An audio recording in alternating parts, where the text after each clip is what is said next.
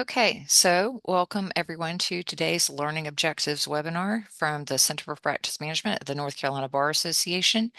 And today we will be talking about what you need to know about Windows 11, which is the most recent operating system from Microsoft and something that statistically there are quite a number of people running it, but then there's also quite a number who have not.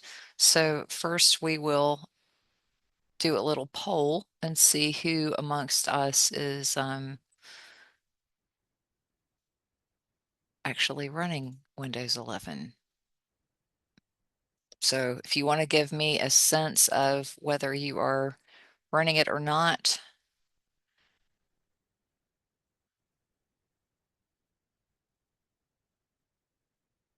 I'll let you all have some time to take it. Okay, so it looks like 80% are not running Windows 11 yet, and 81% not yet, 18% are. So this is good because I'm going to show you some things that I'll share the results with you so you can see that if you haven't started using it, you are not alone. And if you are using it, hopefully I'm going to show you some things that you may be frustrated with and can fix, or things that you didn't know you could do. Because frankly, I started using Windows 11 in probably about 6 months ago. So I'm kind of a newbie too. And I will tell you that some of the things were a little jerking in terms of this change. So we'll go ahead and get started. So the reason that we're talking about this is primarily because Microsoft is trying to push everybody into Windows 11. And you've probably at this point become aware of end of support issues that come up, which means that in October 2025, so about a year from now, Microsoft is going to end support for all versions of Windows 10. There's some caveat to that, which we'll discuss if you go, I just am not going to be ready by next year to do this. But for the most part, it's probably best to go ahead and start planning to migrate into Windows 11 for your entire team so that you don't have to pay extra support fees and try to nurse along an out of date, unsupported, unpatched operating system. And if you need a more motivation to do this, you have to think about the rules of professional conduct in terms of the competency rule to maintain the requisite knowledge and skill. A lawyer should keep abreast of changes in the law and its practice, including the benefits and risk associated with relevant technology. This is a straightforward one. If you're choosing to use an operating system that's not supported, that means that it's basically insecure because it's not getting the security patches, which you are probably also familiar with the concept of Patch Tuesday. And so once a month on a Tuesday, Windows or Microsoft rather rolls out security patches. Most of the time, the patches that they're issuing don't give you any boost in terms of functionality. It's really about security. And so without those patches, it leaves you vulnerable to hackers, crackers, script kiddies, and all the bad things that go bump in the night. So you really do want to make sure to upgrade. Um, then the other, I guess, benefit of Windows 11 is that it is faster and more efficient, and it gives you some new tools and some upgrades to the tools that are built into the operating system. And that's what I definitely want to focus on because there's some interesting things that you can do that you couldn't do in Windows 10 that you may find are big productivity boosters. So my experience is, and I have an older laptop, it's about 2 years old, and I was able to upgrade it to Windows 11 without having to get a new laptop. So that might be a question you have is how do I know whether I can install Windows 11? So there's system requirements the amount of RAM that you have to have 4 GB of RAM or more, 64 gigabytes or larger extra storage space, the firmware, the trusted platform module, graphics cards, all this stuff. And if those types of words kind of give you pause, and you're like, well, I'm not sure entirely what that means, you don't have to worry about it too much. There's two ways for you to check and see if you can upgrade. And one is just to go into your settings and to the update and security. So I'm going to pull up my settings and show you where this would be. It'll look a little different because I am running Windows 11 now. So you would go into settings, that's that gear icon, or you can just type settings into the start menu or the search, find your settings, go into Windows Update. And then if you are running Windows 10, it may have a panel on the right-hand side that says upgrade to Windows 11. So that's one way you can do it. The other way you can do it is check Microsoft's website and you just go into Windows 11, and then if you scroll down, it tells you all the requirements that you need, how to do it, and then you can actually click on this PC Health Check app. If I do this, it'll tell me I'm already running Windows 11. If you are not running Windows 11, it will check and make sure that your computer is compatible with Windows 11, and then you can start the upgrade. Um, I will tell you that the upgrade takes some time. So before you start the upgrade, you want to do a couple of things. If you are storing files on your machine, and by files, I mean, Word documents, Excel spreadsheets, things like that, make a backup of them. Hopefully, you're already in the mode of backing up, or you have things on the server, or you have things in a cloud storage. If you're backing up to a cloud backup, or you don't have anything saved locally on your machine, you're probably just fine. But if you are storing things on your C drive or a local drive, you want to make sure that you back those up just out of an abundance of caution. The other thing is if you have software that you've installed on your computer that has a license key, I would go ahead and make note of that. And so you can get your license key. So if for some reason the software wasn't compatible with Windows 11, and it would have to be pretty old software not to be compatible, I literally had no problems. And most of us are running so many things in the cloud, it doesn't make any difference. But if you do have, say, for instance, you're using Time Matters or PC Law or Tabs 3 and you're running older versions, you want to make sure that I mean, for so many reasons, have your license keys written down. And that way, if you need to reinstall the software, you'll have the license key that you can plug back in. Now, I will say that if you are running really old software, and even nursing it along, then one of the things to keep in mind is you may have to upgrade. And that may cause pause. And that's why I'm suggesting that you go ahead and start this process now. Because if you find out that you're running, a version of time slips that hasn't been updated in 10 years, it may not run on Windows 11. And because of that, you're going to have to upgrade time slips or make a decision about whether that's something you want to continue to run. So for some of you, this is going to be a little expensive and create some change and change management issues. For some of you, this is going to be no brainer. But that's all stuff to be aware of. The other thing is, if you do not have administrative rights to your computer, those are required for installation. So if you're logging in as a non-administrative user on your computer, and a lot of IT departments will set your computers up like that so that you are less prone to being able to download bad things.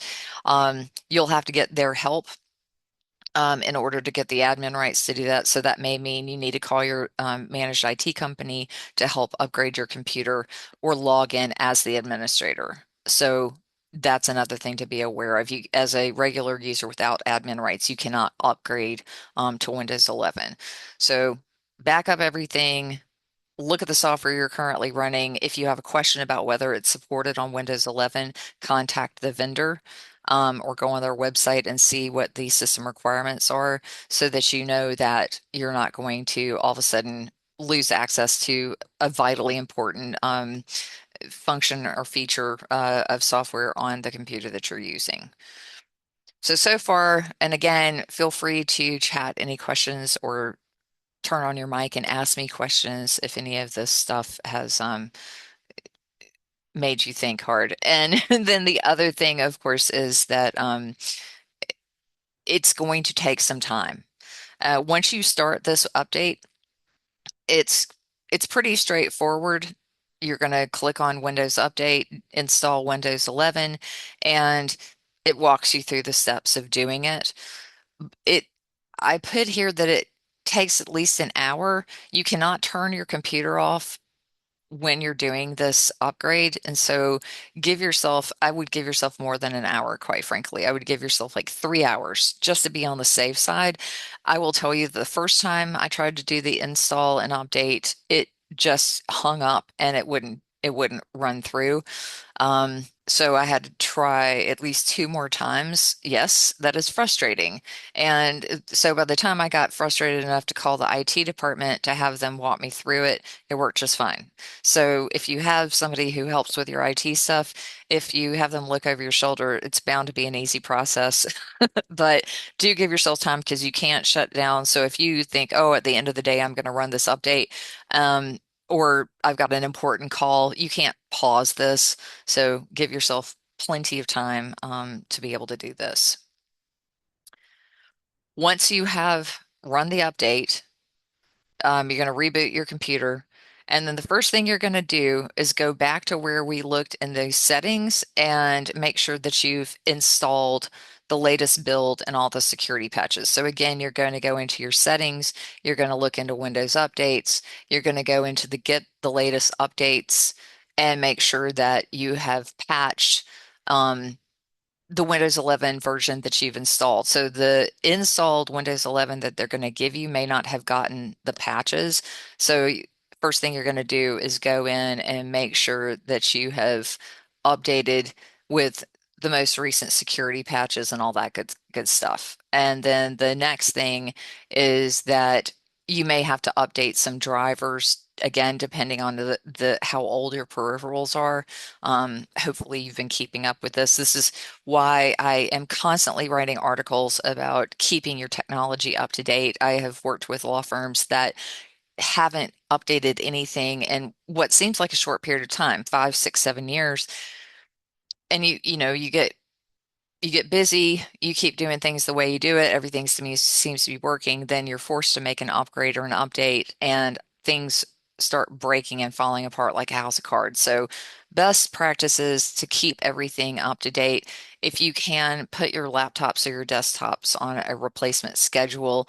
Um, Lease out your big floor model hardware and stuff like that. That way you can keep up with the latest and greatest without having to repurchase things. But if you do have old peripherals, you may have to update drivers, and that's not that hard of a problem. Most of the time, your computer will tell you what you need to update. Um, so that Windows Update, again, under settings, you just go into Windows Update and it'll show you, you know, what you need to do. Um, Look for optional updates. One thing is if you are using a managed IT provider or you're on a bigger network, they may control the Windows updates. So you may have to get help. So for instance, in my organization, I can't update on my own. That is something that has to be done from the IT administrator. So I have to ask them to make sure. And the reason they do that is because on occasion, a Windows update will break something. And so they want to test it before they roll it out to the whole organization. And so if you've got an IT company that is helping you, they may also have that set up. So you probably want to give them a heads up that you want to upgrade so that they can be on standby to help you make sure you get all the patches that you need. So the next thing is once you've gotten Windows 11, so again, feel free to ask me questions if you have tried this process and failed or you've found that something goes wrong. Um, that's always helpful information to know how you got past it. Like I said, when I tried to do the install the first time, it just kept hanging up. Uh, and by hanging up, it would just turn and turn and turn and turn, but it never completed the installation process. I have no idea why. Um, but I tried it again after called IT department. They did nothing. They watched me do it, but for some reason it worked that time. It's inevitable. Um, so once we get it installed, things are going to look a little bit different. And so I want to show you how to make it look comfortable to you. And one of the things that that happens when you install Windows 11 is that it moves your task pane in the bottom part of your computer, and that in and of itself is enough to throw people. So the other thing is File Explorer looks different. So I'm going to show you how to fix this. I can't fix File Explorer, but I can show you how to make the taskbar look like it always does. So I'm going to go into Settings, and then you go into Personalization, and then you go to the taskbar. And I have all these instructions written down, so don't panic. And then you look under Taskbar Behaviors, and you want to align it to the left because by default, it's aligned to the center in Windows 11. So if you look at the bottom of my screen, you may notice that this is aligned in the center and it does not look the same as your old one. And if you have a whole lot of things pinned to your taskbar on your computer, it's going to truncate. It's going to be a little frustrating. So my recommendation is again to go to the taskbar settings and for the alignment, click on left. And you can see that now you have a lot of room for all of your icons in the taskbar. And so I'm one of those people, I don't want to go look for apps. I don't, I don't also put things all over my desktop. I pretty much use the taskbar to get access to the things I use all the time. So for that reason, I need it left aligned. The next thing is another big change, which is some of the icons across the bottom of your screen. Oops. So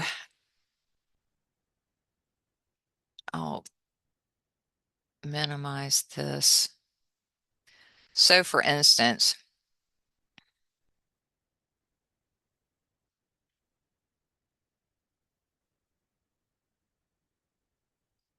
down here, um, things look a little different. Um, for one thing, we don't have the tiles anymore. So tiles have been replaced with the start menu. And when you click on the start menu, you can see that you have search, you have apps that you've pinned to it, you have recommended files, and these are files that you've opened or folders that you've opened recently. And then you have access to My Documents and your power button, so you can shut down or restart.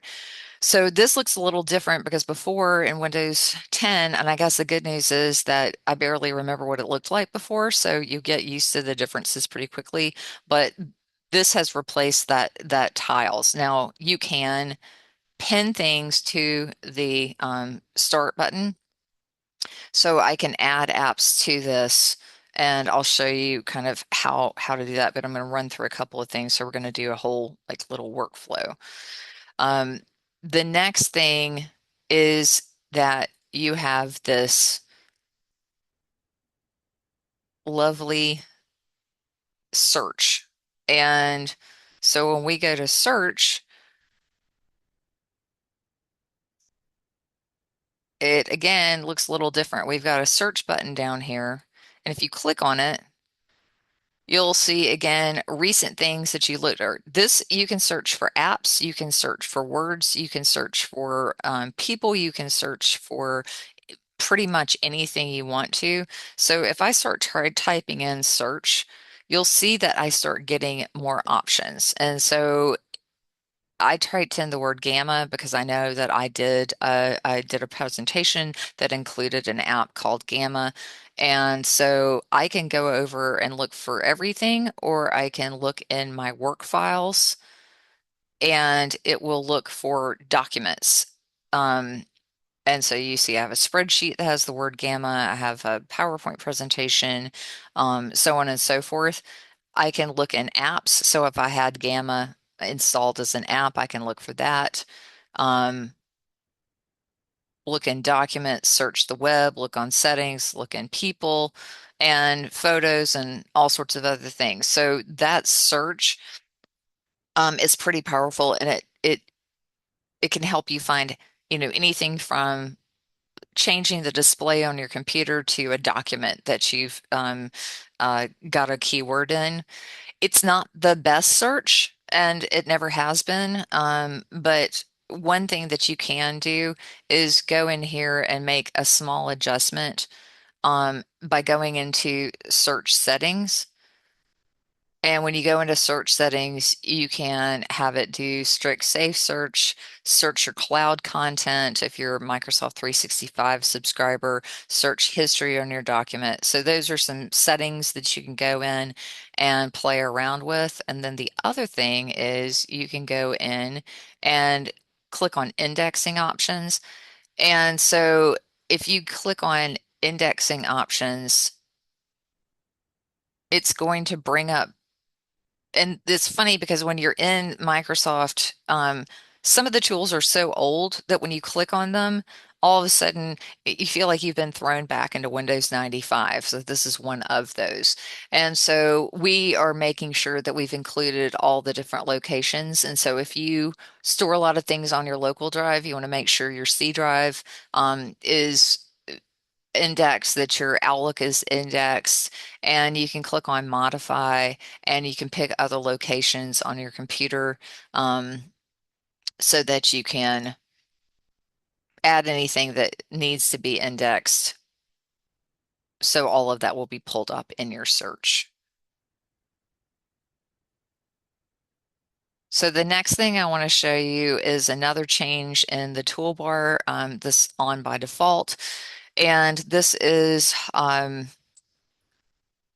tool that is useful, and it's the widgets tool. And so let me again get out of this. So widgets is really busy.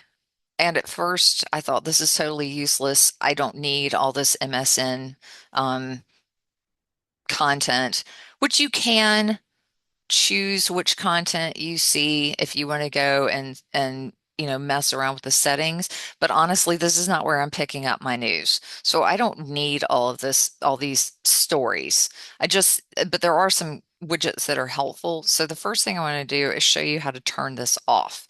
So when you go in here and it looks really busy and there's a bunch of junk, you can go into your settings and then you scroll down to show or hide feeds, and then you turn this off. And when you turn it off, it says it needs to restart it.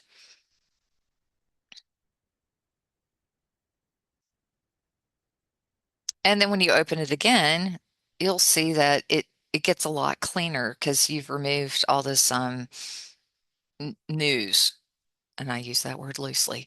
And then you have widgets that you can add, and let me restart it so they load better. All right, so I've added some of these things. Some of them are here by default. And the way you add or remove widgets is you go onto this plus sign and you can add a focus session, which we'll talk about because I think this is actually a really useful tool. Um, Games, Microsoft feed, we don't need that. Note sidebar, I'm not sure that that's something that I haven't found any particular utility. Phone link, which we'll talk about, which is actually being able to view and interact with your smartphone from your computer desktop. Sports, again, not for me. Spotify. Now, Spotify, if you are a Spotify subscriber and you like to listen to music while you work, go ahead and add that. Traffic, if you want to be able to see local traffic, add that. Watch list, and then it has a link for finding more widgets. So if I click on find more widgets, it's going to take me into the Microsoft Store. There's not a ton of widgets out there. So if you wanted to add your Microsoft or your Facebook Messenger or Facebook or some of these other things, you can add them to your heart's delight. Some of them do cost money. Um, I haven't really found that any of these are particularly useful for me. So what I have is my Spotify because I do listen to music. I've added my phone link so I can see what's happening in notifications on my phone. Weather is helpful to know if there's a storm a brewing.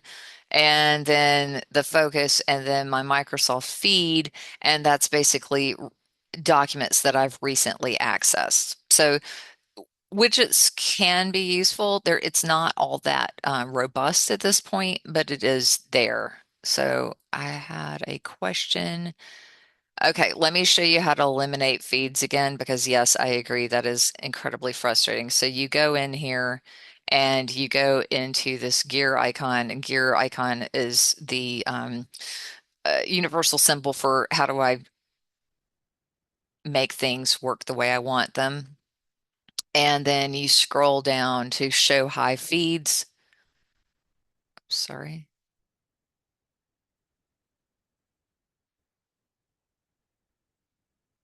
And then you toggle the feed on or off. So that's how you get rid of the Microsoft News feed, which again, in my feeling is it's not all that useful. So another big change is how my documents looks or your file explorer. So I'm going to move this over here. There's some benefits to the way it looks now, and there's some drawbacks. So you've got home, and home typically organizes by files that you've recently used. If you are a Dropbox user and you are syncing your local drive with Dropbox, that will appear here. And for the person who's asking about how to eliminate feeds, I have an article that actually goes through and gives you the instructions to this, which I will send with you. But you just go into the settings and find the feeds and toggle on and off.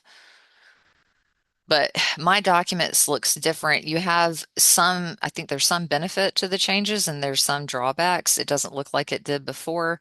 If you've got Dropbox, if you've got OneDrive, all of this appears here. And then at the top, you've got your OneDrive. And then here, this section are favorites. So I've added particular folders and pinned them to my favorites. And then in other cases, if I frequently use a folder, it will also just appear in favorites automatically. So if I need to go into my OneDrive, um, it defaults to these icons. And I do not love the icons because I find that it's very hard for me to read. So you just go to View and you click on Details. And that gives you that list that you're used to. Now, one thing, if you were unaware, and this is not something new to Windows 11, but it is something that I like to do, is if you right click up in this top, I can add lots more things. Like, for instance, date created. The date modified is useful, but the date created is also useful. So you can see, when you drill down to a folder,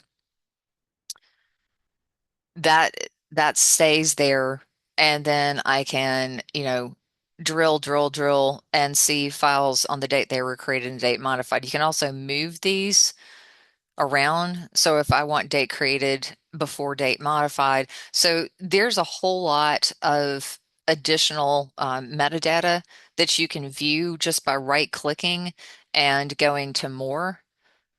And you can see some of this is dependent on the type of file. So for instance, if I go into um, my gallery, and my gallery is all of the image files that I have, and say I want to, I'm going to go into details pane. Nope.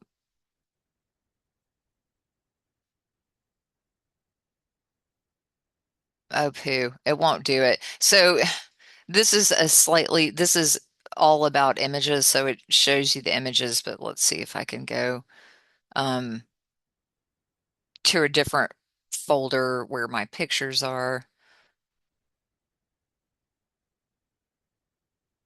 Somewhere there's a pictures folder, but as you do that, you can add other information so you can see the date the image was created and the date modified, and all that kind of stuff.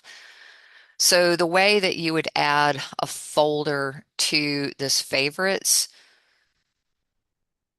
is go ahead and find a folder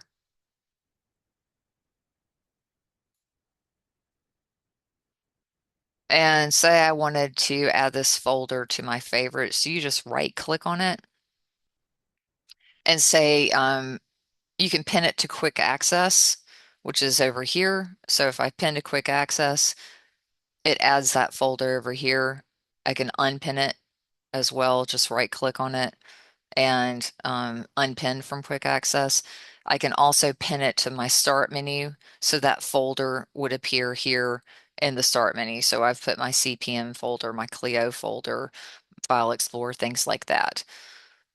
So that once you kind of go through and add things, hopefully you can get to where you need to go just from this menu alone. The other thing that I like to do, because all these little folder icons start looking, everything starts looking really similar to me. So I've started to change the icons. So you can see for CPM, this is my primary folder that I use all the time for most everything. So I changed the icon so it's a little bit more recognizable. So I gave it a cute little butterfly, and I changed the downloads. It's already got this, but you can go through and change things. You can see here if I save this um, and I pin it to quick access there, and I change the icon. So the way you can change the icon for a folder is you select the folder, you right click on it and you go down to show more options,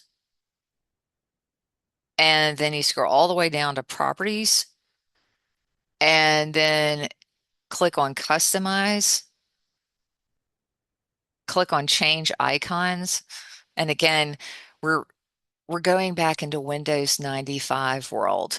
And so, you know, again, this just makes it easier for me. So say I want to add a star to this. Click OK, click Apply, click OK. Now email attachments from Flow, the folder icon is changed into a star. It's just a way to add a visual cue for an important folder in addition to adding it to your quick access folders. And again, the quick access folders, you can intentionally pin things to it, but also if you keep going back to a folder over and over again, it will add it to there. So any questions about any of that so far?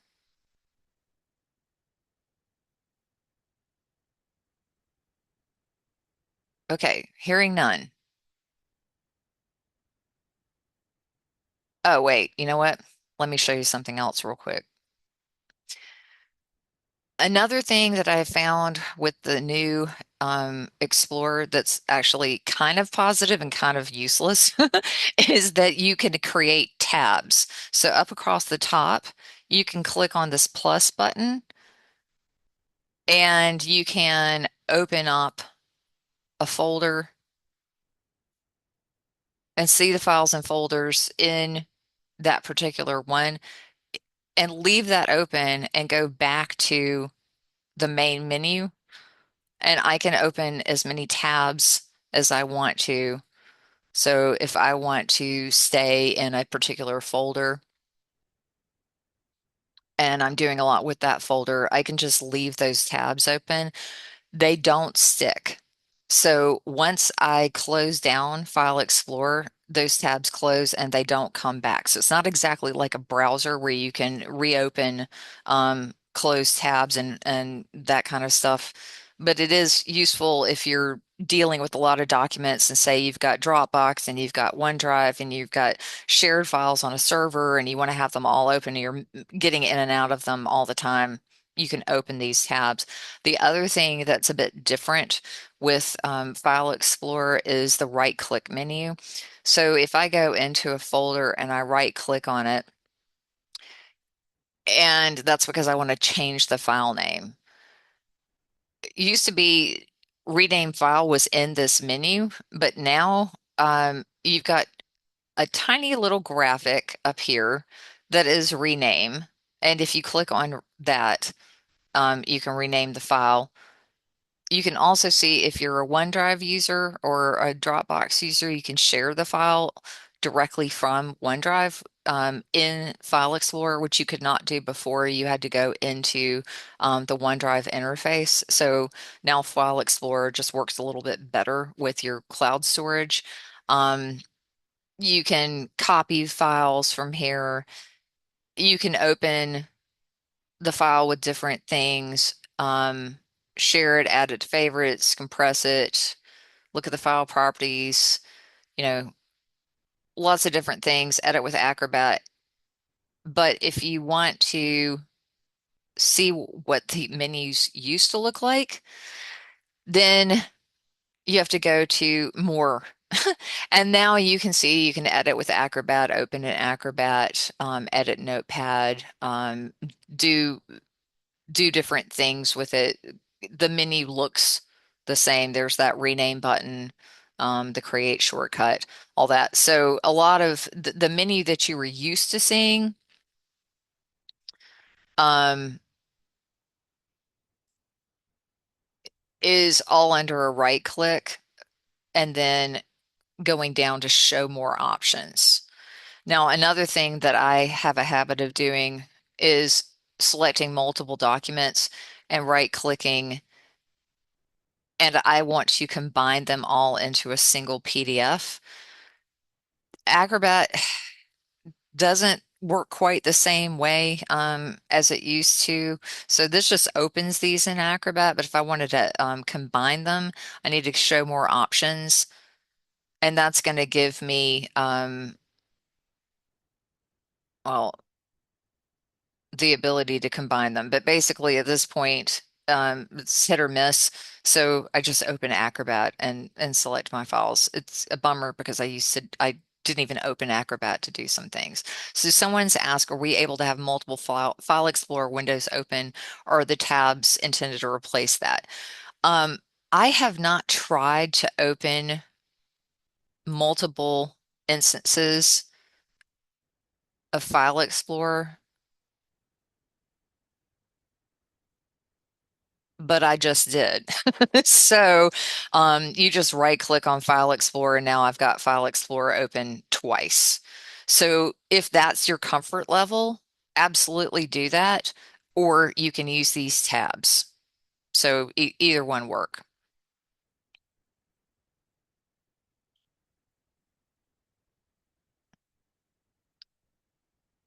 All right, so the next thing I want to show you is some other things that you get with the new Windows 11, multiple desktops, snap layouts, the focus widget. There's some interesting things here. So one of the things that you get with Windows 11, and you could do this in Windows 10, it just was not very straightforward are easy to do, and now it's super duper easy in Windows 11, is the ability to create multiple desktops. And I got to be honest with you, I wasn't sure why you might want to do this, but what happens is you can create desktops for things to keep yourself focused. So I can have a desktop that has all of my social media open. And then if I want to go, and you can open anything on any desktop, but just switching back and forth keeps you focused. So I could have one with social media, one with deep work where I'm just working on um, specific applications like Word and Fastcase. If I'm using a bunch of different AI tools, I can have them all open on a desktop. So the way that this works is I'm gonna um, open this again. So down here, there's this little square over squares. And if you mouse over it, you can see that I have different desktops. So the Keep Up Communication, that's Task and Outlook. Deep Work is Word and a browser. AI tools, if I click on the AI tools, again, it switches me over to a different desktop and I would have the AI tools running. And you can open as many desktops as you want. You can give them names. So you just right click on this,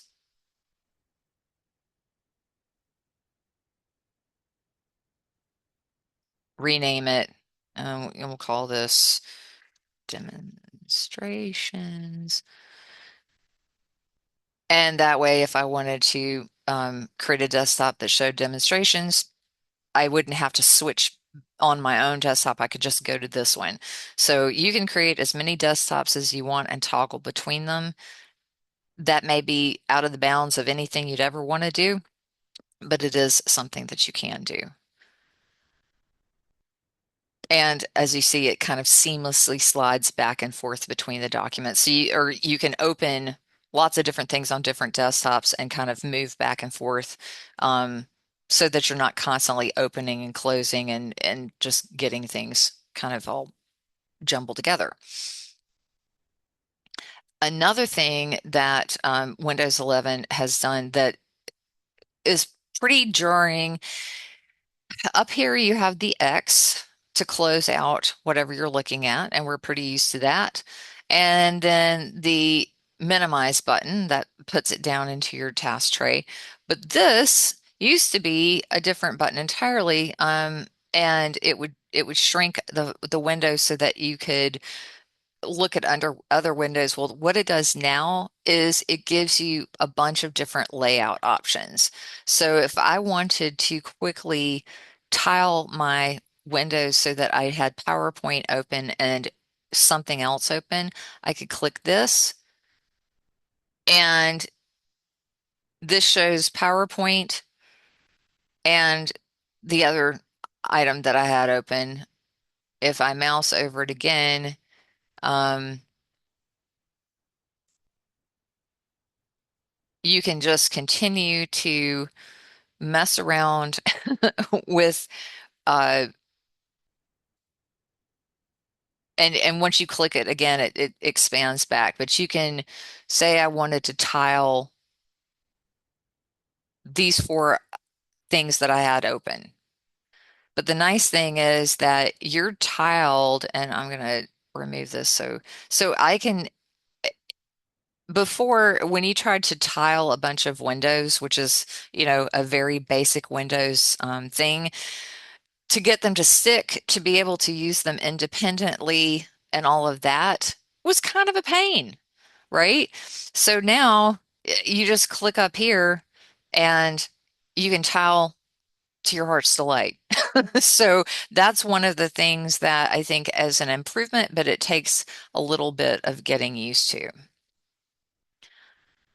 Another thing that they have introduced is this focus session. And I think focus session is actually really interesting, for those of us who are trying to keep distractions to a minimum and work in time blocks, which is a recommended time management tool and technique. And this is now something that's built into the Windows clock.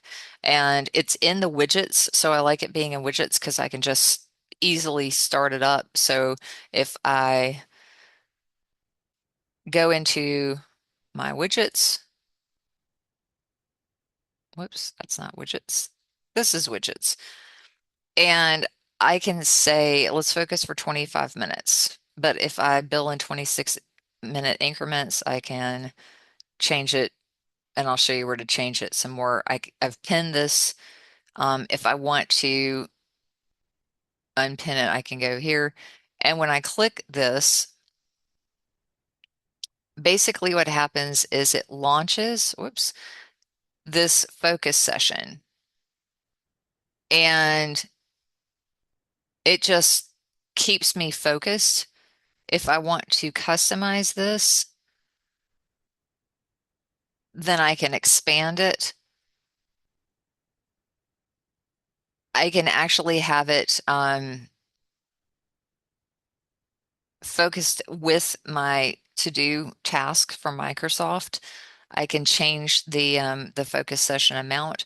It'll check my progress. I can give myself some music to listen to while I do it, and so on and so forth. You can stop the timer, start it again, play audio. It's just a nice way to create and it also turns off notifications when you start this focus session. So if you start a focus session, you say, I really need to focus for 26 minutes, set your timer for 26 minutes. You can tell it, you know, I don't want breaks or I do want breaks. I've written a whole article about this that gives you some ideas about how you can use this for focus session. But if you've ever used something like the Pomodoro technique, where you've actually gone out and gotten a Pomodoro app, um, now you have one built into your operating system. And this is in the clock as well. If you don't want to use the widgets, you can just open the clock. And of course, the things that you've always had, your timers, your alarms, the stopwatch, the world clock, all that stuff is still there. And if you go into settings, um, you can change your focus. I don't think I can actually change it to 26 minutes. Um, break periods. So you can go in and say, yeah, turn Spotify on or off, make a sound at the end of the break, um, change my notifications so that it doesn't notify me while I'm doing deep work, all that kind of stuff. So there's a lot you can play around with in here in the settings so that this focus session is actually really useful for you.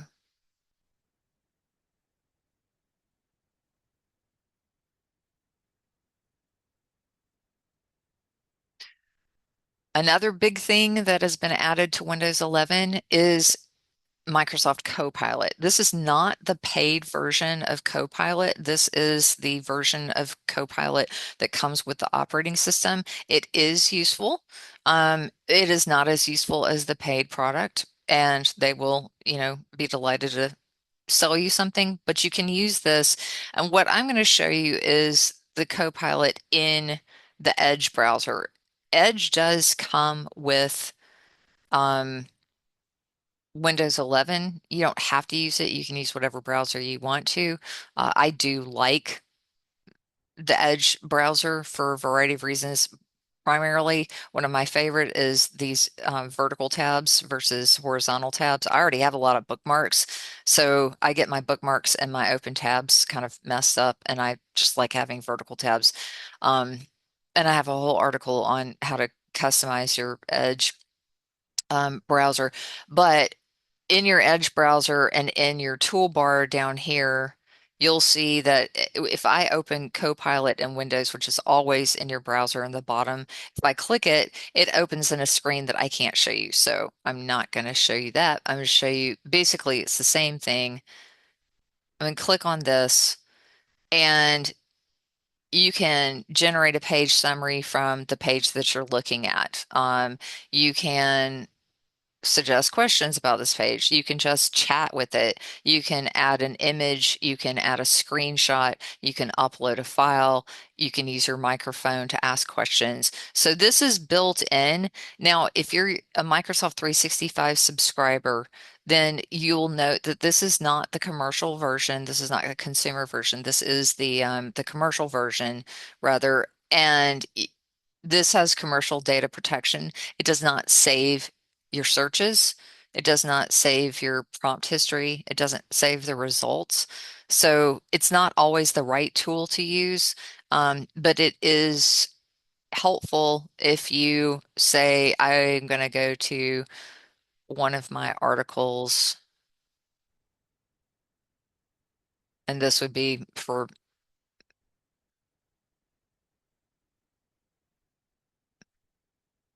so if I'm on a web page and I want to say, what, what are the top things you should do to protect your computer?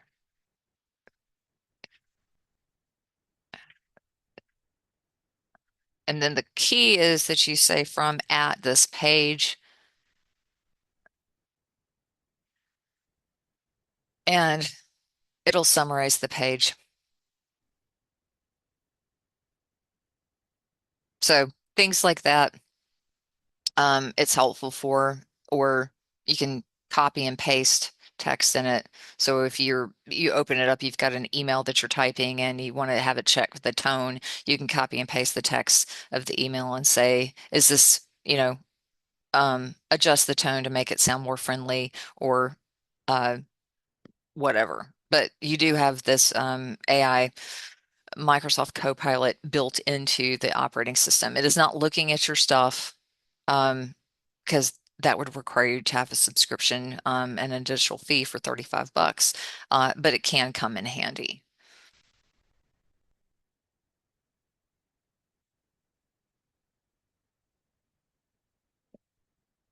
So another thing that has changed, this is weirdly useful to me, is um, a tool that everybody has known for a really long time, which is Notepad. So there's two things to know. WordPad no longer exists. So the new operating system does not come with WordPad installed.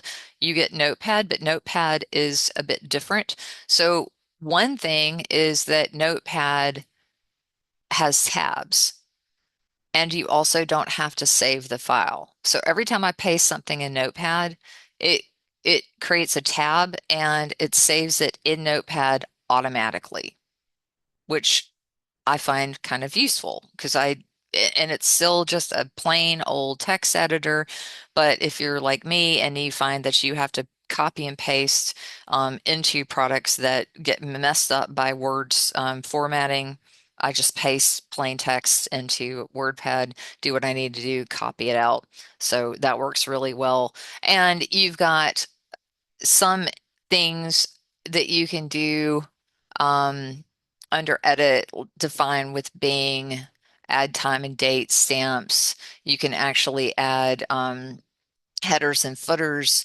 So a few other things, but ultimately, if you didn't use WordPad or Notepad for any particular reason, you're probably not going to start now. But it is a little bit handier because it doesn't automatically delete what you put in there and you don't have to remember to save it, which, full admission, I often forget to save things in Notepad the way that I would normally do in Word.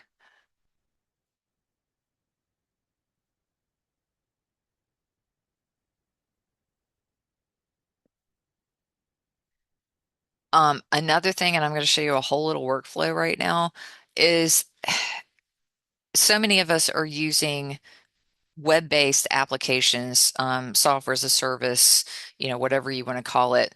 And then we have to, in order to get to something like Clio, we're going to open the browser, navigate to Clio or bookmark it or whatever, and then go to it. You can actually install web-based applications as if it's something that lives on your desktop.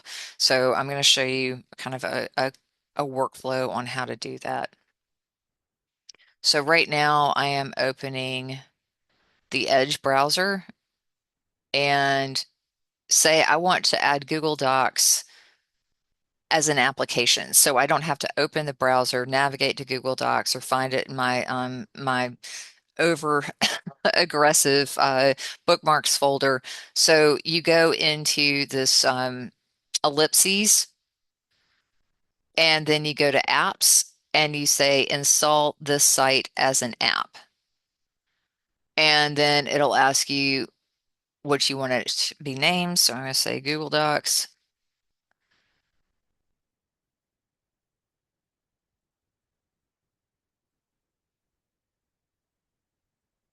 Then what has happened on another screen is opened as its own thing. And I can, and it also pops up, do you want to pin this to your taskbar? Do you want to pin it to start? Do you want to create a desktop shortcut? Do you want to always start on device login? So again, if you're using Clio or MyCase or any web-based application for your practice management, you can have it auto start at device login. And you don't have to go in the browser and get it open and all of that. So I'm going to have this pinned to my taskbar and pinned to start. So I'm say allow. And so now if I close this, it's going to be in my taskbar and in my start menu. So there's my Google Docs. Now, the other thing that you can do, and I'm one of those weird people who I like to organize and folder things a lot. So I have all of my Microsoft apps in one little kind of folder. And this is a lot like your phone in terms of you can stack apps on top of each other. And I've got all the AI tools that I use. And a lot of these are web-based, but they're showing up as apps. So I'm going to drag Google Documents over here onto Gmail and let go. And what that does is it creates a folder that has my email, my Gmail, and my Google Docs. And then I'm going to call this Google. And then when I want to go to that, I can either have it in my taskbar, or I can go into this and either go to Gmail or Google Docs. So that's something that I've been using. And this was available in Windows 10. It's just a little bit more sophisticated now and easier to do. But that's something, again, that you can do that you can get into. So, down here, I had all my Clio tools. I have my Claude and ChatGPT, things like that, things that are not installed applications, but I can have them at the ready as if it were. So whether it's in the cloud or whether it's installed on your computer, you can have it accessible through your taskbar or in the start menu.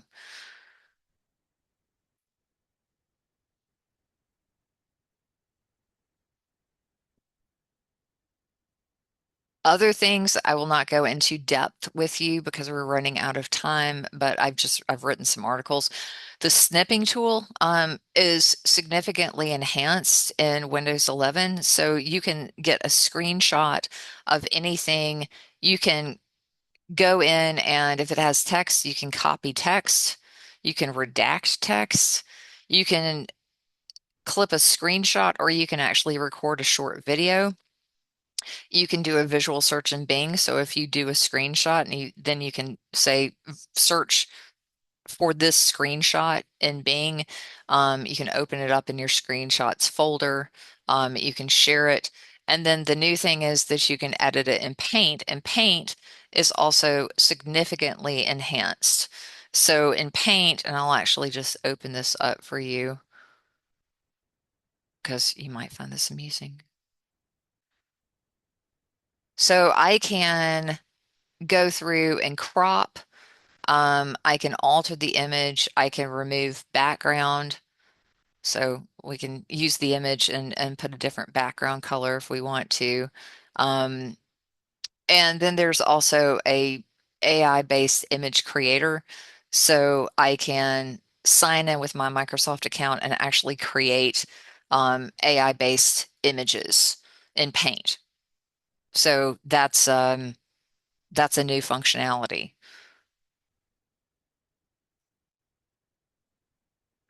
Then I just read an article yesterday, and I'll send it to you because it has more detail.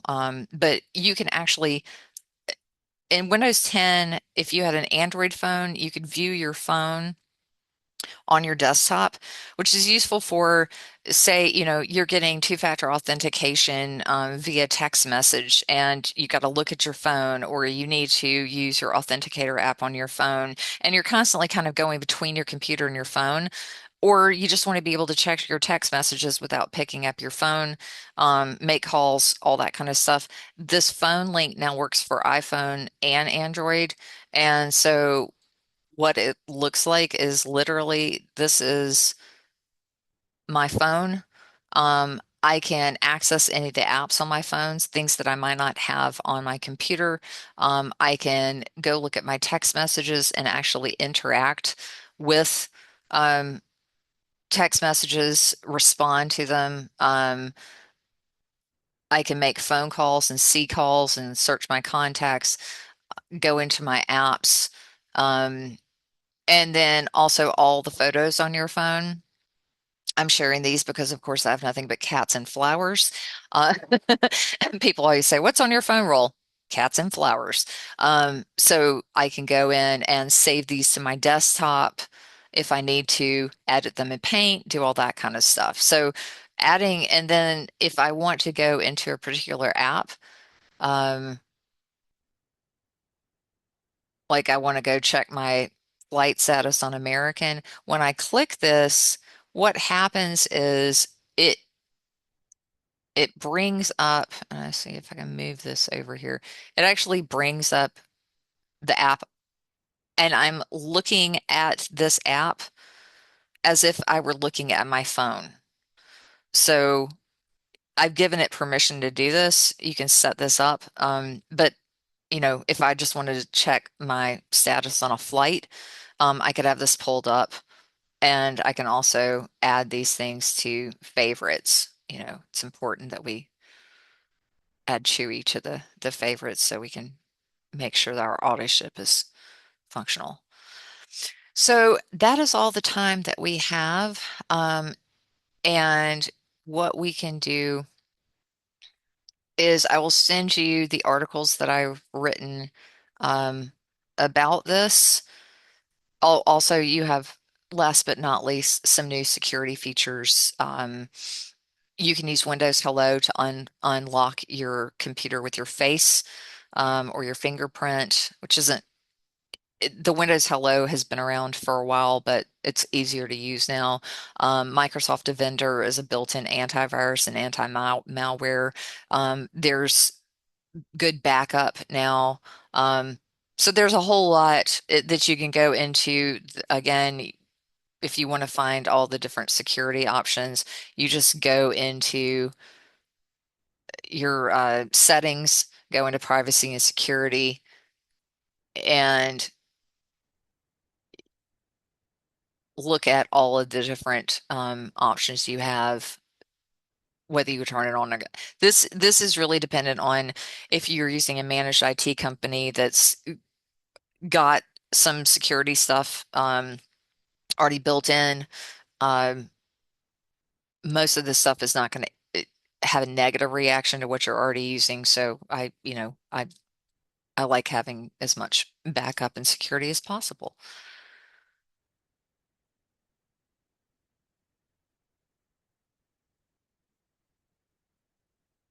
Finally,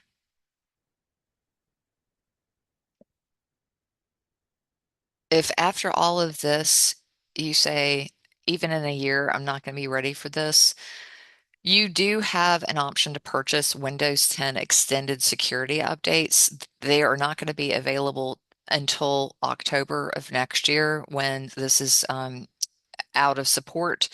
There's different pricing for business and consumer and educational extended support. Um, it's not intended to be a long-term solution.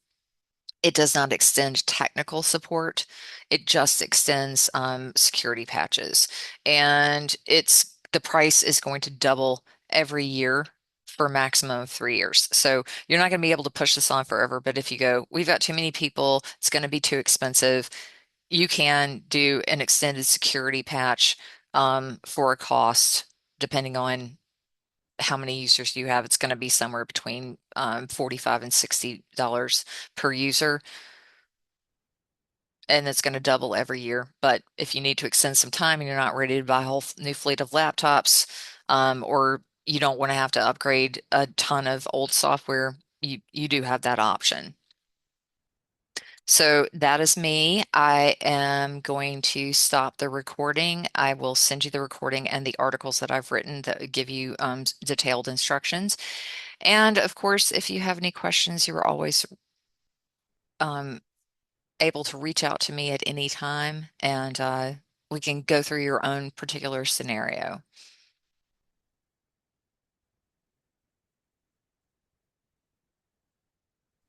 Thank you, Catherine.